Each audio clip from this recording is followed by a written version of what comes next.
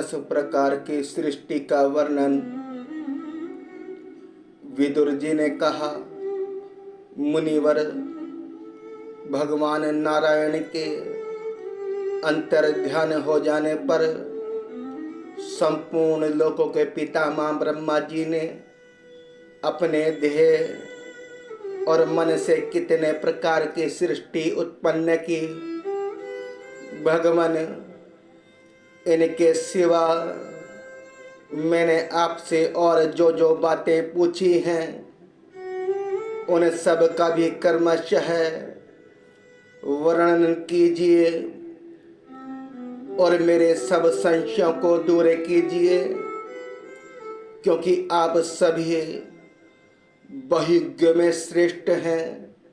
सूत जी कहते हैं, शौनक जी, विदुर जी के इस प्रकार पूछने पर मुनिवर मैत्रेय जी बड़े प्रसन्न हुए और अपने हृदय में स्थित उन प्रश्नों का इस प्रकार उत्तर देने लगे।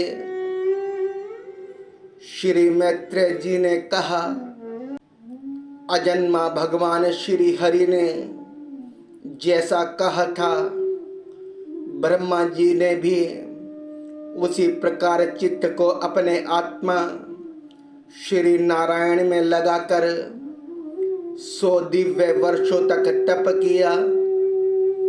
ब्रह्मा जी ने देखा कि प्रलयकालीन प्रबल वायु के झकोर से जिससे वे उत्पन्न हुए हैं तथा जिस पर वे बैठे हुए हैं वह कमल तथा जल कांप रहे हैं।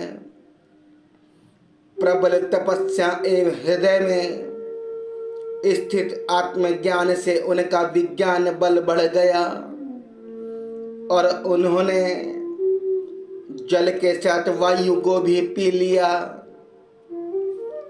फिर जिस पर स्वयं बैठे हुए थे उस आकाश व्यापी कमल को देखकर उन्होंने विचार किया कि पूर्व कल्प में लीन हुए लोकों को मैं इसी से रचूंगा।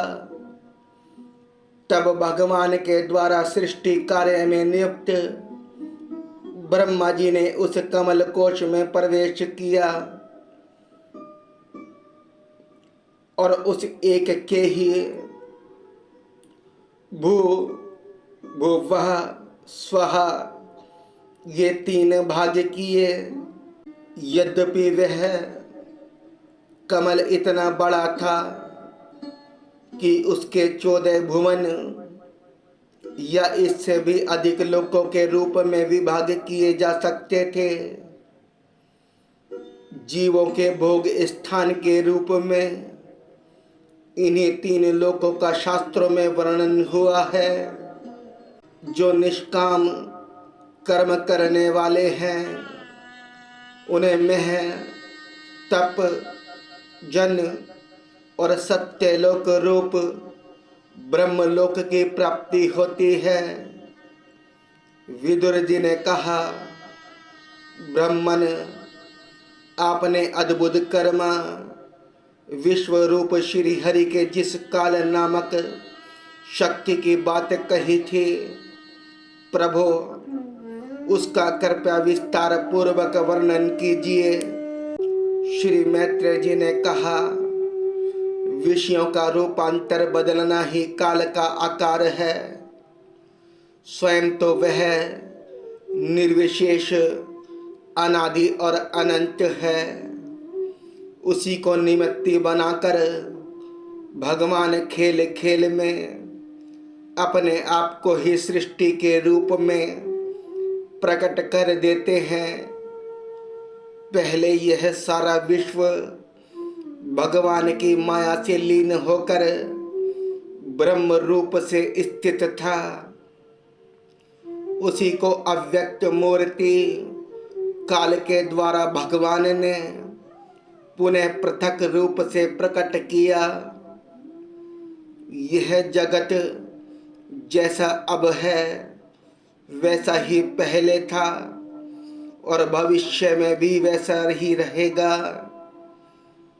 इसकी सृष्टि 9 प्रकार की होती है तथा प्राकृत वैकृत भेद से एक 10वीं सृष्टि और भी है, और इसका प्रलय काल द्रव्य तथा गुणों के द्वारा 3 प्रकार से होता है। अब पहले मैं 10 प्रकार की सृष्टि का वर्णन करता हूँ।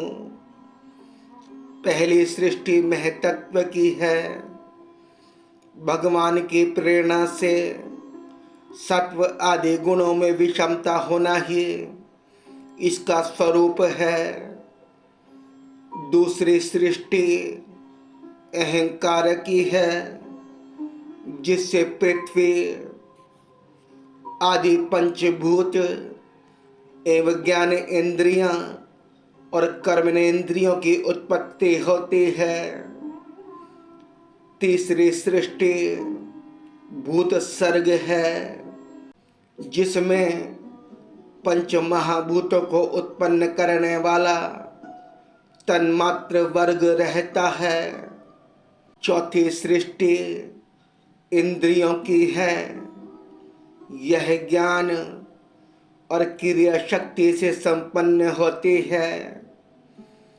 पांचवी सृष्टि सात्विक अहंकार से उत्पन्न हुए इंद्रिय अधिष्ठ दाता देवताओं की है। मन भी इसी सृष्टि के अंतर्गत है। छठी सृष्टि अविद्या की है। इसमें तामित्र, अंध तामित्र, तम, मोह और महामोह, ये 5 गांठ हैं। यह जीवों की बुद्धि का आवरण और विशेष करने वाली है। ये 6 प्राकृत सृष्टियां हैं। अब वैकृत सृष्टियों का भी विवरण सुनो। जो भगवान अपना चिंतन करने वालों के समस्त दुखों को हर लेते हैं, यह सारी लीला उन्हीं श्री हरि की है। वे ही ब्रह्मा के रूप में रजोगुण को स्वीकार करके जगत की रचना करते हैं। 6 प्रकार की प्राकृत सृष्टियों के बाद 7वीं प्रधान वैकृत सृष्टि इन 6 प्रकार के स्थावर वृक्षों की होती है। वनस्पति, औषधि, लता, तबकसार, विरुद्ध और द्रुम, इनका संचार नीचे जड़ से ऊपर की ओर होता है। इनमें प्राय ज्ञान शक्ति प्रकट नहीं रहती। ये भीतर ही भीतर केवल स्पर्श का अनुभव करते हैं तथा इनमें से प्रत्येक में कोई विशेष गुण रहता है। 8वीं सृष्टि तिर्यक योनियों पशु पक्षियों की है। वह 28 प्रकार की मानी जाती है। इन्हें काल का ज्ञान नहीं होता।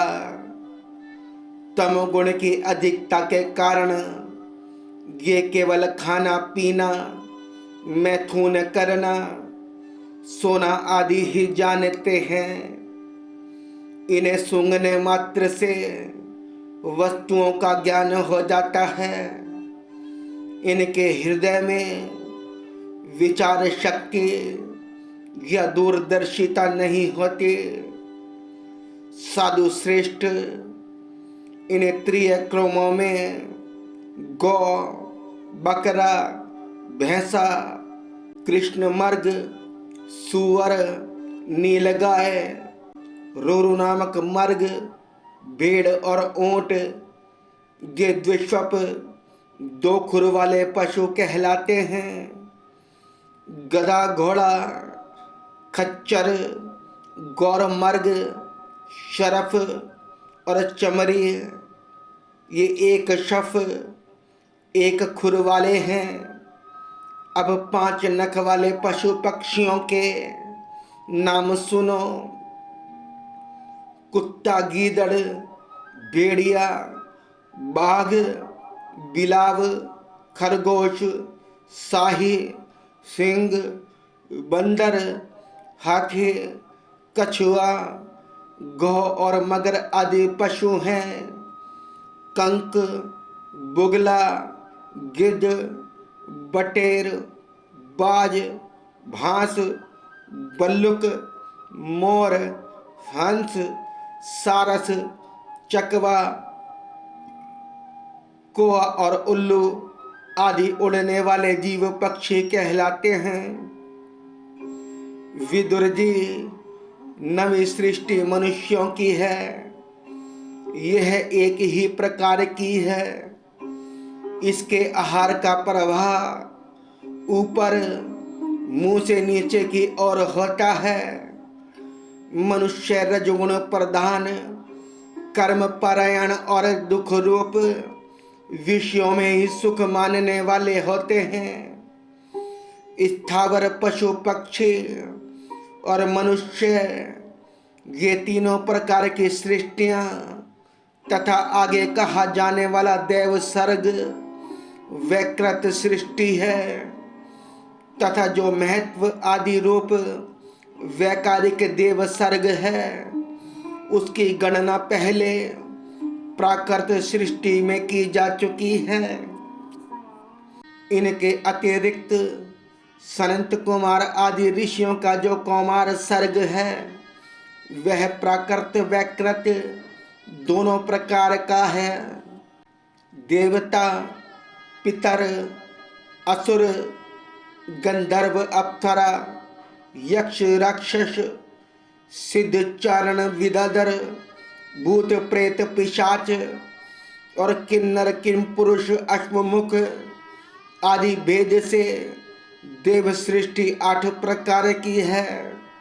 विदुर जी, इस प्रकार जगत कर्ता श्री ब्रह्मा जी की रची हुई यह 10 प्रकार की सृष्टि मैंने तुमसे कही।